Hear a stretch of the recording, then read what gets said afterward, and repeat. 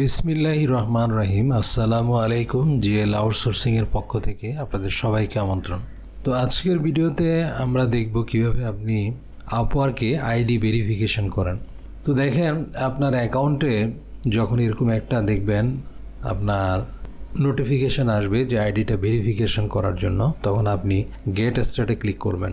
Gate স্টার্টে click করলে দেখবেন এরকম একটা অপশন আসবে, আইডেন্টিটি আইডি ভেরিফিকেশন। তো এখান থেকে আমি দেখেন প্রথমে গেট স্টার্টে ক্লিক করলাম।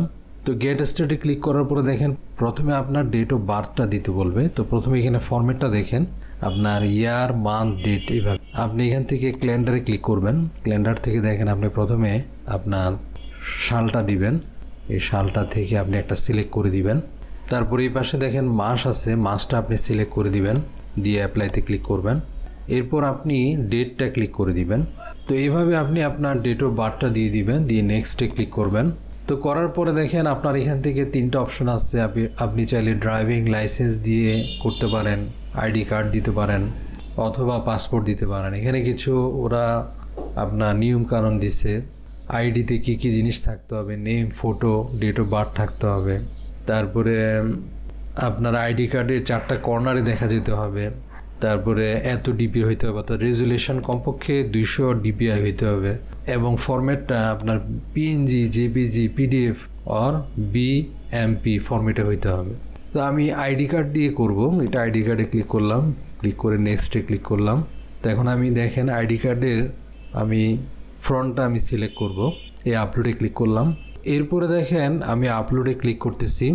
দেখেন আইডি ভেরিফিকেশন ইজ প্রসেস করতেছে তারা। তাহলে দেখেন we need to take a closer look, তারপরে আওয়ার টিম রিভিউ আইডি। তারপর ওরা কি করবে, একটা বিজনেস ডেতে জানাবে। আমরা গট ইট দিয়ে দিলাম।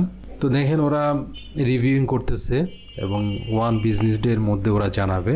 তো এইভাবে আপনি খুব সহজে আপনার আইডিটা ভেরিফিকেশন করে নেবেন। তো আইডি ভেরিফিকেশন করার সময় কিছু জিনিস আপনি লক্ষ্য রাখবেন।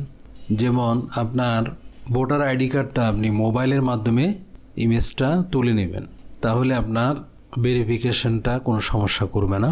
তো এইখানে দেখেন আপনার ভোটার আইডি কার্ডের আপনার কিন্তু ফ্রন্ট পেজের কিন্তু ইমেজটা দিতে বলছে। আপনি ফ্রন্ট পেজের ইমেজটা দিবেন। তারপর যখন আপনার প্রোফাইলের উপরে আইডি ভেরিফিকেশনের জন্য নোটিফিকেশন আসবে, তখন আপনি আইডিটা ভেরিফাই করে নেবেন। তো আজ এ পর্যন্তই। পরবর্তী ভিডিওতে আমরা অন্যান্য বিষয় নিয়ে আলোচনা করব। আল্লাহ হাফিজ।